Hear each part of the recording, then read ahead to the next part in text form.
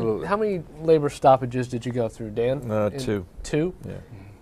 83 was that? 82 was the last 82? one. Or 82 or 83, I can't remember. And then 73 or 74. Were the battles then the same as they are now? Yeah, it was a different ball game back then. And we're sitting here talking. I'm reminiscing about the recent, bone that, no offense here, that the NFLPA kind of threw at the retired players and the pre-93 players, because we had guys that were walking picket lines that weren't making $60,000 a year, right.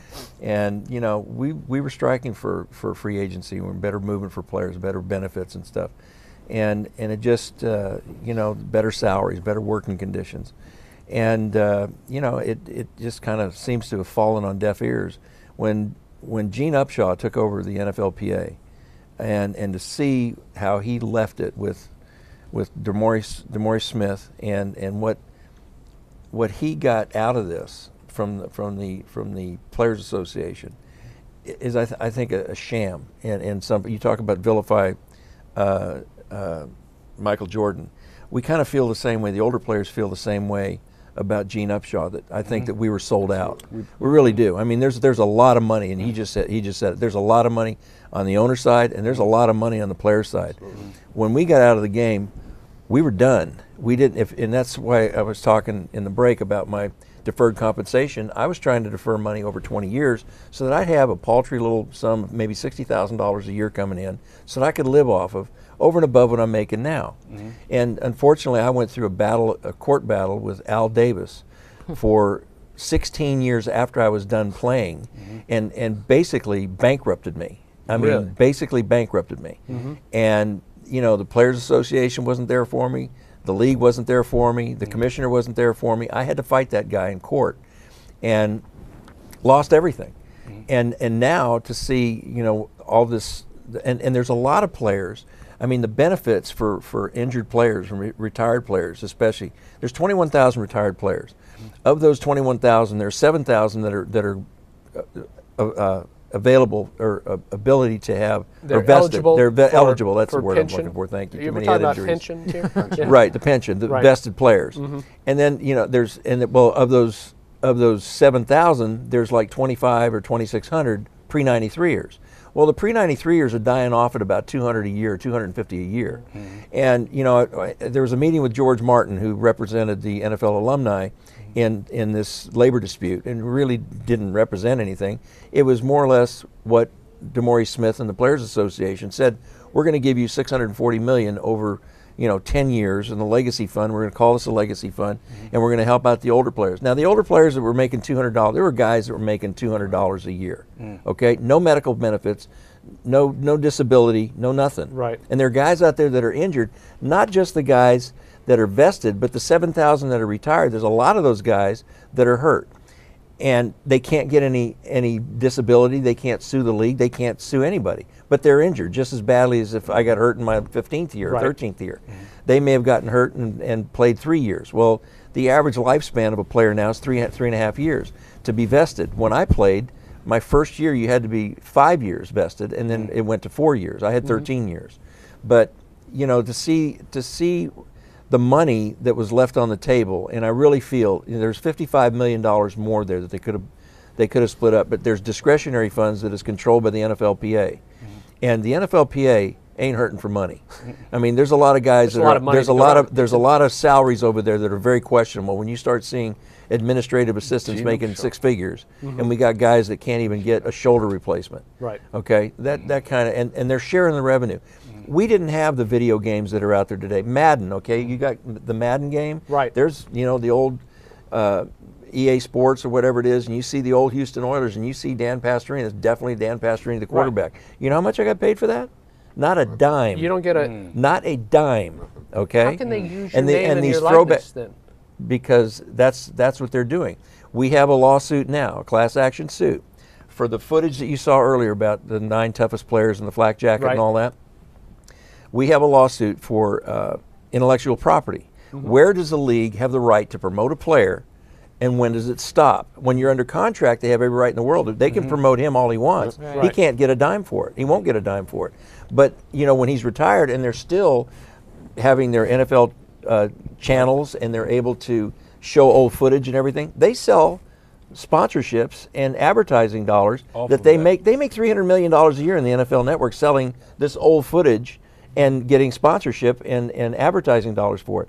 They don't give any of that to us. So we've got the courts in the federal courts now have thrown out all of the rebuttals that the league has had against this, and it's going to trial. And this is going to be something that I think is going to be even bigger once it's settled. But I don't know if I'm going to be alive when it gets settled. And it seems like you can only get the courts to get the attention of the owners and the Players Association. You got to fight them in the courts, or else you're not going to. They'll just wait for us to die, and that's what they've been doing for 20 years.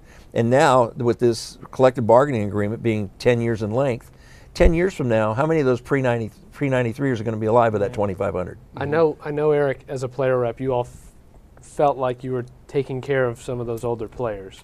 I wouldn't say. I don't know if anybody else felt like we were, setting them up for life or anything. They had their own. They had their own issues to battle. I don't think anybody, is naive enough to say, oh yeah, we're putting these guys up in the Shangri-La. I don't. No one thought that. I do think, though, I will say that, Gene Upshaw, I think, to me, his biggest mistake was and this was very controversial. He said that I don't work for the former players. I work for the current players. Right. Technically, it might have been true, but I don't even believe that either. And the one thing DeMaurice Smith said when he was interviewing for this job, and I remember a lot of the old guys telling me this, he said that we have to mend fences with the former players because at the time there was a lawsuit in place. And two, we have to find a way that we all become one team, and that's where it happened. One locker room, one team. Yeah. But then, and he meant that, but at the same time, and the one thing I think we're proud of, as far as a PA, is that this is the first from all the other times, the pensions and stuff. Now, obviously, he said they were very small. They're pitiful. They all came from the player side of the revenue, which I believe that some of it should. Right. I don't think that the owners should just come, but I think some of it should come from the owner side too. Should it come from both? And they'll come, and that's what the legacy fund set up. It's about 50-50. It's really 51-49 owners to play, but it doesn't matter. It's about 50-50. But the players, the owners will say is, well, and I don't agree with this argument. Well, we don't make any money off of the former players. We're only worried about the current players. How did they build the league? Exactly. Right. And that's well, of course, that was our argument in setting this up. But as you said, is it enough? No, it's probably not. Was there room for more? I don't know about the $55 million discretionary. I'm not in the budget talks. I was only in certain aspects or whatever. Right. But I know this. I know there's a lot of guys on the executive committee. I know there's a lot of guys that if there is money, if there's ways to do it, that they do want to help the former players, and they're serious about it. And I don't know if it would have been easy, but there would have been a way, I'm sure, to shut this out and not say, well, we're doing all the deal and y'all can do your deal if you want. This was a big part of it. I know a lot of guys were proud of it. Did it go far enough? I don't know. Probably not. But it doesn't. But when does it ever happen that way? I think hopefully this was a step. At one step, and hopefully in 10 years that there's further steps, and like you said, obviously it's painfully slow and it's not fast enough, but it is what it is, and hopefully that it keeps building, and it is something for some people. A step in the right direction, but maybe not a big enough step. It's a step in the right direction, but I believe in my heart of hearts that it's a little too late. And getting back to Maury, I'd say more. That's probably the saddest part of it. This could have been done in 06. I think something like this could have been done in 06 and should have been done in 06. And then when DeMaurice Smith said, the one team, one locker room, and all that stuff, and we're going to represent. When you guys got the collective offer from the owners, he took it back for you guys to vote on. He didn't take it back for us to vote on for our section. It was just said, oh, we heard something about a legacy fund that we'll just give it to those guys. They'll take it. And all of a sudden, that one team became the players, the current players, which kind of masked the rhetoric that he was, espousing from the grave of Gene Upshaw. But we just kind of said, okay, fine. So we have our own battles now going, and hopefully that will add to this legacy fund. And finally, the players will get their due, the former players.